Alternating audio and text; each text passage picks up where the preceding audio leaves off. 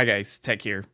And I wanted to go over Ascendancies more so than going over the actual character classes because Ascendancies won't be able to be respect in the beta.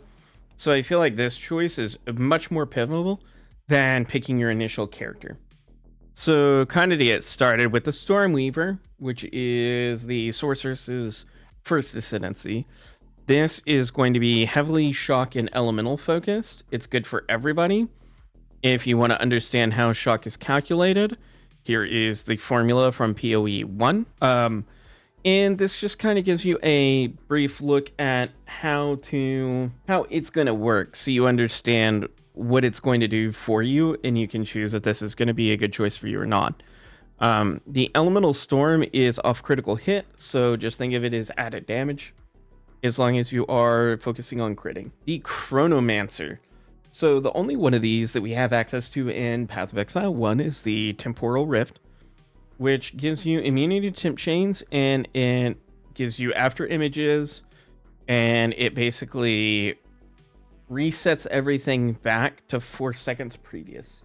So this is going to be, if you're very mechanically sound and you don't mind having just a swath of extra buttons, and you don't mind pianoing, and if you aren't familiar with that term because you didn't play Path of Exile 1, what pianoing is hitting like 4 to 5 keys, it basically one right after the other. So if your hands aren't old and you don't mind doing stuff like that, this is going to be a good class. It is not necessarily a skill issue, it is a mechanical issue. Like how comfortable you are being able to do WASD and moving around and pianoing all at the same time. That's up to you to determine if that's going to be a good fit for you or not. If it is, then go for it. If it's not, I would recommend going with the Stormweaver instead. Now, on the Warbringer, again, we have pianoing. I put the pianoing ones together. It's almost like I thought about it. Again, mechanically, you don't want Great Will's Howl unless you're mechanically pretty sound, because you're going to piano war cries and then you're going to hit a massive slam. Then if that doesn't sound good for you, then you're going to play totems, and that's what answer call is. There's going to be a totem tree and a war cry tree. So if you are comfortable with spamming war skills, war cry. If you want a more chill, go totems. And then this looks like it's also going to have defensive layers, which is like what Jade Heritage is. Again, I would only go this route if you're more mechanically sound. If you aren't super mechanically sound, that's fine. Go the totem route if you go into Warbringer. Or if you notice that you're struggling with this, change over to totems. The Titan. So this is going to be more like you want the slam, but you also want the burst afterwards, and you don't want a piano. So like Asmund, this is the Asmund class. Okay, this is Hulk Smash. And, you don't have to go crazy about it. You can just Hulk Smash. And so basically, aftershocks are big. They go out extended and they do more damage. Crushing in Path of Exile 1 was a 15% flat mitigation. We didn't have heavy stun, but this is what stun does. I'm guessing heavy stun applies to, if you saw the video, there's like this duration meter. And when the duration meter maxes out, it like stuns the enemy. I'm guessing that's what heavy stun is. So it gives you a like, oh, destroy the boss now phase. Deadeye. So accuracy does not work the same way for ranged classes as it did in Path of Exile 1. It varies by the range away from them that you are. Eagle Eyes makes it where accuracy works the exact same way it did in Path of Exile 1. So if you're familiar with that accuracy and you don't want to have to worry about maths, take Eagle Eyes. Endless Munitions got a nerf. It went from 2 projectiles down to 1, which is fine. And then Gathering Winds is Tailwind. Tailwind's very, very strong. I don't know if it's going to be on boots or not, so this may be the only source to get it. Deadeye is kind of going to be the generic template for anyone that wants to do projectiles or archery. Kind of the generic. Pathfinder is a little more nuanced. So this is if you want to go poisons or concoctions, or if you just want to zoom all the time. Overrolling toxicity doubles the poisons you can inflict on enemies. The default is 1. I'm going to be very clear. The default is 1. Contagious Contamination spreads whatever the biggest poison is to enemies within 1.5 meters, which again can spread to enemy in 1.5 meters. You see how this works. Running Assault and Relentless Assault are going to be very, very useful if you just want to zoom, whether you're playing concoctions or not. You can just zoom. This will be fairly popular with racers and the like. I would only recommend playing this one if you want to play a concoction build to begin with, and then I would go directly into concoction and then obviously scale based on that. If you're not wanting to play a concoction build off the first, I would go Deadeye and try that out first, kind of get your bearings on what you like, and then maybe re-roll a character and go Pathfinder. Infernalist. Now, I know a lot of people are getting really amped up about this class. It is so far not appealing to me at all. I don't know what it is. Like the demon form thing doesn't appeal to me. The infernal flame doesn't really appeal to me. Like the best case that I see for Pyromantic Pact is to use it while leveling if you're using really big spells that you don't have to cast very often because you're clearing screens. And then you can just let it all fall off, and then you can like wind up make this big huge thing and then let it all fall off. Like that's how I would probably play it. The Loyal Hellhound is actually really good, as long as you have some sort of life leech on him.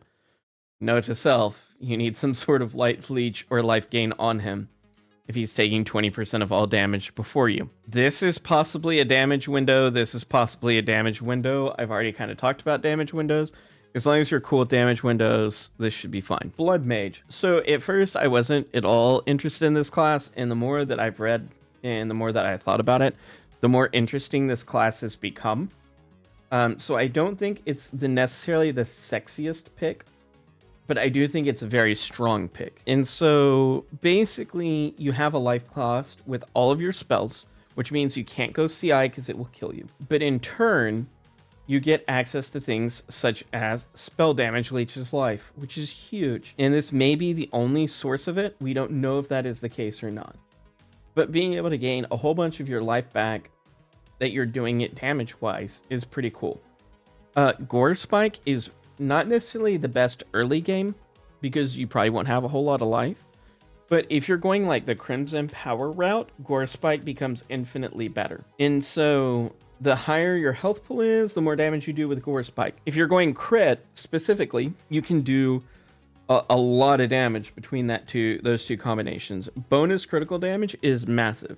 It's what makes monsters in Path of Exile 1 kill you instantly.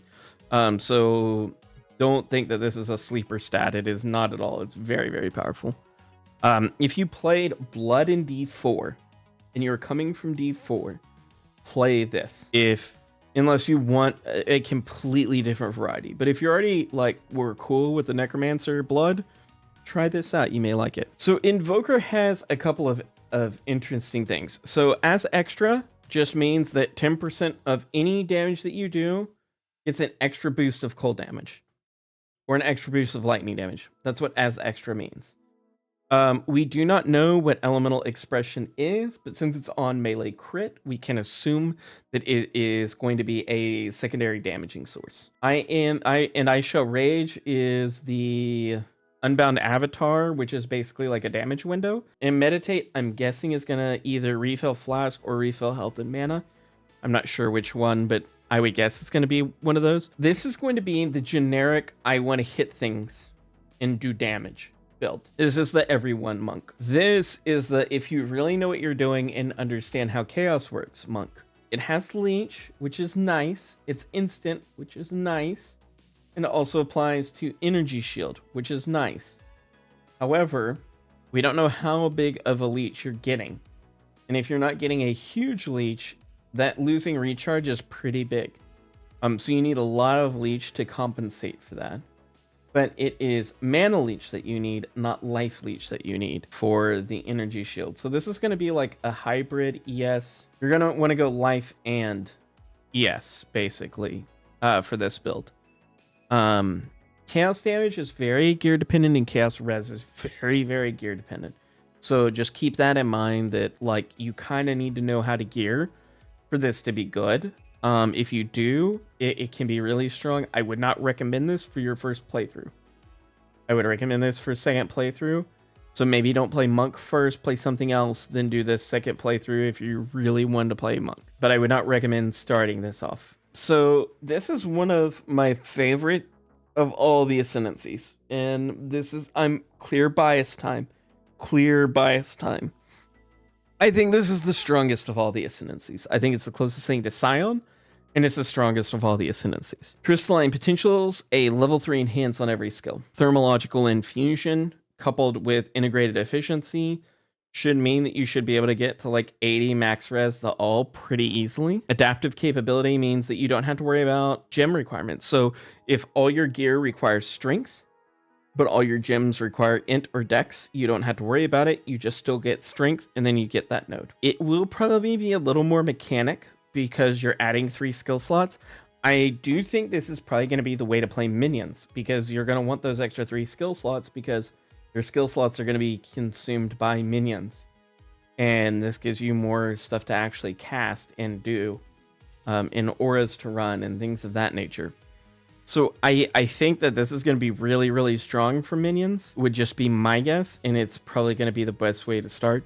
Again, this is without going into spoilers. This is just what Grinding Gear Games has confirmed. That's my personal take on it. As far as this is what I'm going to play is the Witch Hunter. The Zealous Inquisition is so powerful. The chest that had Explosion was 5%, and it got nerfed because it was too strong. This is 10%. And if you're playing Breach or Delirium, it's 20%. That is insane.